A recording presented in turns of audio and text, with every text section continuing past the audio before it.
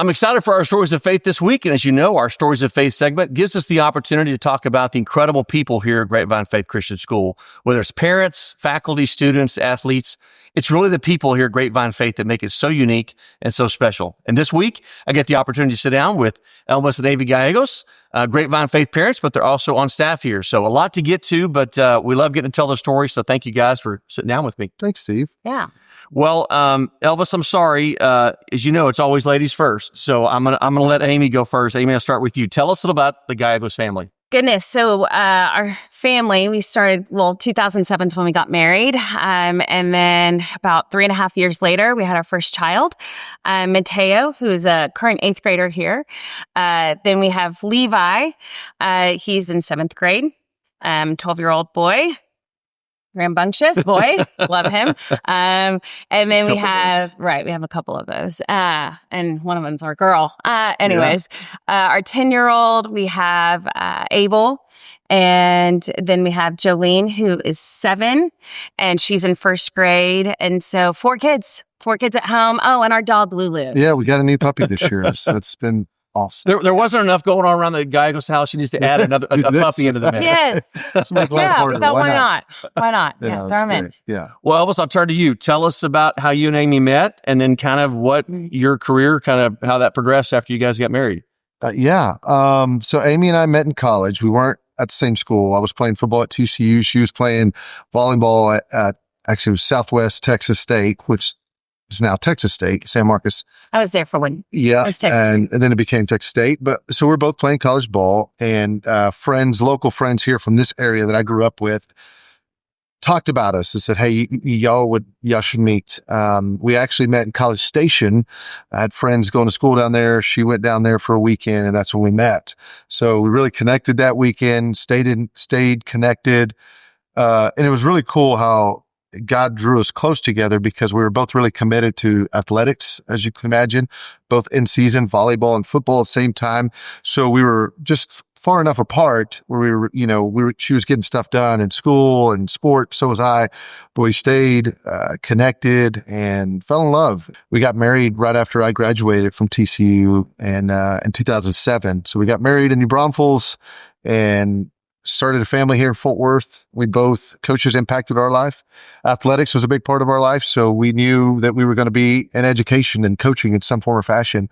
Fast forward to a little bit later, I got into ministry. I felt the Lord was calling me into ministry. Amy was really influential and kind of encouraging me to take a step forward and trying something new because I thought athletics would always be a part of my life. But we've been involved at 121 Community Church for a long time. And our lead pastor, who actually led me to the Lord, was a part of that. He's been a big mentor.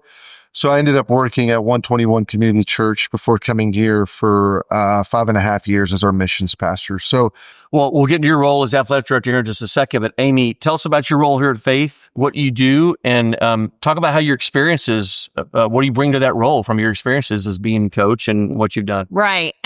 So my role is student affairs coordinator at the high school. And it's a really fancy term for I'm over student life. So if it's not academics, and it's kind of bleeding in a little bit into academics here because I work on student engagement and what that looks like, getting kids plugged in. I oversee clubs, community service as well. And so it's interesting when you think about how the Lord has equipped and prepared us, with our role. I did a lot of character development in PE. That's what I looked at it as. My experience in education and then dabble in ministry, right, with missions, led me here. I got connected with some people here, got connected with Dr. Smith, shared my heart and vision for, what I care for most. It was my senior Bible teacher at my church that really taught me how to read the Bible. And while I was raised in the church, my faith continued to grow from there exponentially. And so you look back and you think about the mentors in your life and you're like, how much that impacts you. I wanted to do that. Mm-hmm. So nothing makes me happier than making sure those senior girls and boys, but also, those girls, what can I do to help come alongside them, get them fully prepared and equipped for the next level of when they they go and leave the house. But well, we know you're having a huge impact, and I love that this is who is teaching our students at Grapevine Faith. Elvis, you mentioned that you played football at TCU.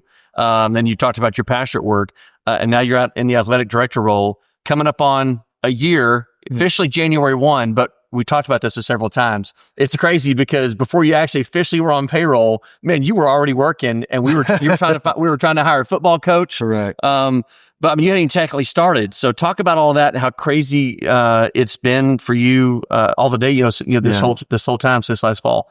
It has been just an incredible journey. I can't believe it's flown by, and we're sitting here in October. Obviously, the teams are off to a hot start from all sports in the fall. So much anticipation for this year. It's been a lot of fatigue. A lot of nights that we've slept well, some nights that we haven't slept well, putting in a lot of work. But I've shared this with people I love waking up in the morning. I've just really been so excited to see what God was going to do next, what people were going to be surfacing, and potential, leaders. We had to hire 8 new head coaches, 16 new assistants. We had to do a lot of changes in the middle schools and do a lot of things that we've done, with whether it's booster clubs or game day experience. And so, but it's just so much fun. It's just to be able to have the leadership that backs you and supports you on creative new ways of doing things. Parents here have just been awesome. I even shared some this week with a couple of parent meetings that we had. It's like, we haven't always seen eye to eye on some things, but the support is there. The passion is there. Like, I want to be a part of a place and an institution and programs that are passionate. And so when you have some of these conversations that you disagree on, it's because they're passionate too. Mm-hmm. They want what's best for their kids. They want what's best for here. And so I love that. I want to be pushed. I feel like that's a way that I even get challenged to wake up daily to just grow. Yeah. You talked about that influence of coaches on your life. And then I think about the impact that you guys have had in your coaching career on the lives of so many students. Let's kind of transition. I want to hear about, and you touched on it, both of you all touched on it a little bit, but tell us, if you would, individually about kind of how you came to Christ and your faith journey. I was raised in the church. So, it was something that we did. Athletics did pull me away on Sundays playing volleyball. Competitively. I was gone a lot on the weekends. In fact, I remember my brother and my sister making it to our, at the time, what would be like the 12-year-old, like baptism, like that's where everyone, and I missed it. And so that was something that kind of always stayed with me. And it was one of those things that so much time had gone by the time I thought about it, there was something holding me back. And the reality was as well, I was a believer. Right. I can't really say that lordship was something that was really there at the time. And I think that's actually the Lord's favor. And then I missed that day because I had the privilege and honor of getting baptized when I was 28. My dad's consistency on getting us in church. It was his faithfulness. Didn't matter whether my mom went or not. Didn't matter if we chose to, or even if we were out of town, his consistency of going to church left an impression on me. So when I was pregnant and I looked at Elvis and I'm like, where are we going to church? Because that's what you do.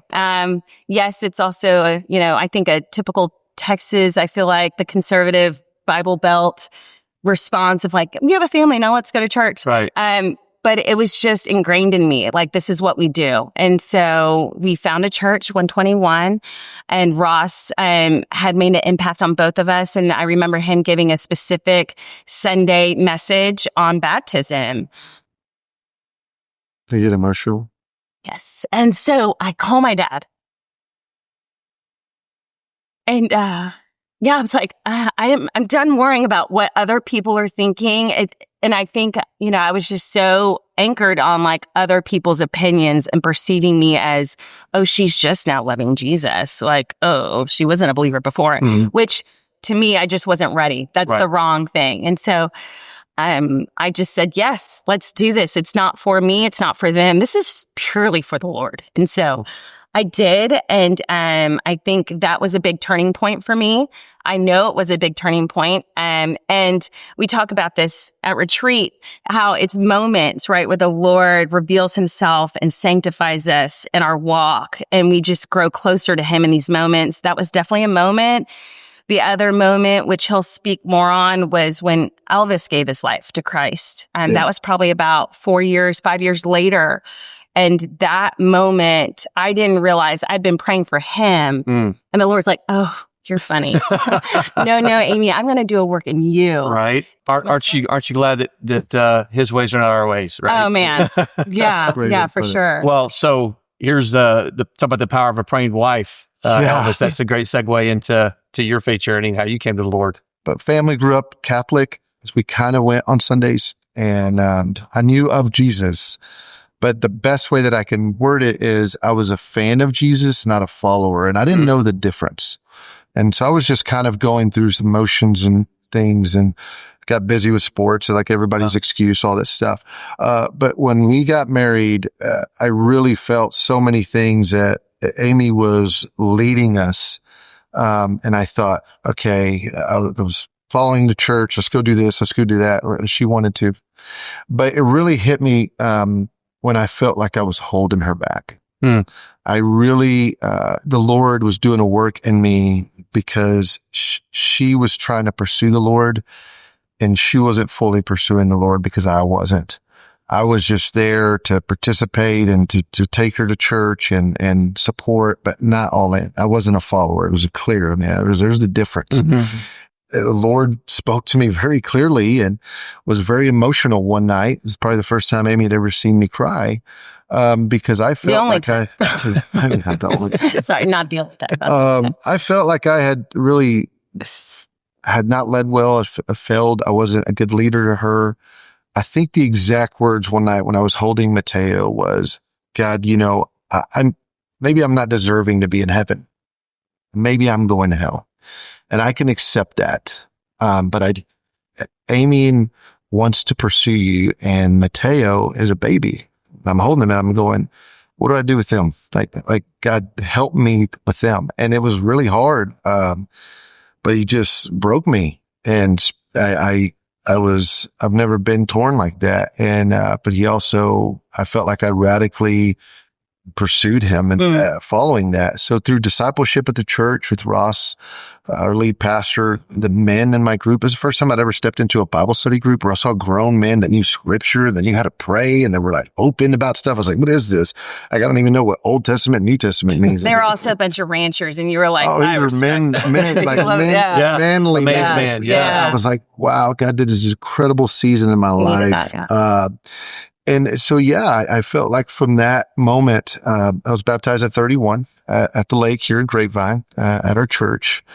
And it was cool because I wore number 31 in college. And my identity, many times I felt like I was in the game, not really in Christ. And so just really incredible moments. What, man? Powerful stories of coming to the Lord and how you're leading your families well now. So, man, I applaud you guys so much for that. Well, it's been a busy spring and summer as well. A lot going on. We talked about you talked about the coaches that you hired, volleyball and soccer and basketball and all that. There were changes made to the off-season program regarding nutrition. You're kind of taking that from not just football off-season, you're kind of integrating that into the other sports as well.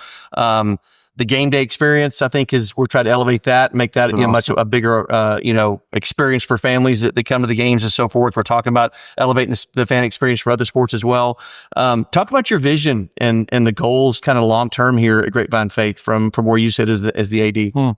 The way that I've talked to parents about what we can build here is 4 key things that I'm anchored in. And number 1 is we want to build an environment that allows kids to play free, to play fast, and to not be afraid to fail. If they're going to fail, we want them to fail under godly leadership. Someday they're going to be in the world, in the corporate world or wherever, and they won't be under godly leadership, but they'll know how to respond. We want this to be a safe place to make those mistakes. Let's work through that. I think for us also is to give them the best experience we can. Like, why not make it as enjoyable of an experience? Now, that happens when they know that there's people that love and care for them, that are going to challenge them, like I was talking about earlier, that Amy does, but also somebody that's like, there's purpose to why what we're doing. Like, you're going to glorify the Lord someday in some form or fashion. Maybe sports, it may not, but you'll have a platform. Right now, you may have a smaller platform here, but we want to give them that experience. When they look back, it's like, that was a key moment in my life. There was key people in my life that I remember. We want them to come back as well. You saw just homecoming. I mean, the crowds that was here, the people, like, this is home. We want people to remember their time. I also feel like we can win at the highest level. Like, I think we can compete for state and district championships. We can pursue excellence. We can do that. But probably the most important thing is we're not going to compromise who we are. We're going to stand firm to truth. This place has been a blessing to this community, to so many families. I want to come in on what God's already doing, not change that. Like, we are going to be anchored in truth, in his word, and the mission matters most. The mission of the school comes first. Athletics does not come first. It's the school, the institution comes first. And so when we come alongside that, when we think about those 4 big rocks, I think that the vision of the program is it can be whatever God wants it to be. We'll be at peace of how big he makes this or not. But like, if those are the core 4 things that we focus on, I do believe we will develop and grow authentic Christian leaders that will go and impact the kingdom in powerful ways around the world. So, yeah. Well, that's what we're about, right? As a school. Yes, sir. So Amy, with the chaos of all that you guys have going on, both working, I'm sure there's some working moms that would be encouraged by how you kind of hold the fort down, because Elvis talked, he's traveling for TCU games. Yeah. He's got all the responsibilities. You've got to get kids to practices, and it's a lot going on. So how do you balance that family with all the responsibilities that both of you have as staff members here at Faith? Oh, that's a good question. I get that a lot. How do you do it? And I say, I don't. I don't think we would be able to survive, maybe even thrive, if it wasn't at Grapevine Faith, to be honest. I know that the Lord could do, yes, a work in that too, but it's the community of faith. It's everyone, I hear this a lot, and Ms. Kirchhoff and I were just talking about the different bodies, different parts of the church, and that's what it is. It's people coming together, and just, you see it out there, and it's a beautiful thing. Well, both Amy and Elvis have said it. It's the people here at Grapevine Faith that make it so unique and so special. If you'd like to find out more information about Grapevine Faith, you can visit us at grapevinefaith.com to get that information or to schedule a visit here on campus. Elvis and Amy, I'm so full today after this visit. I'm so thankful, not only for just your testimonies, but the impact that you're having on the lives of the students and the families here. And so we're better because you're here, and we're so thankful for you. So I appreciate the time, and we'd love getting to tell your story. Thank you, Steve. Thank you for having us. This is Thank you. Well, that's Student Affairs Coordinator Amy Gallegos and Athletic Director Elvis Gallegos, and Faith parents here on this week's Stories of Faith. The second half of your Faith Lions football games coming up next right here on the Grapevine Faith Sports Network.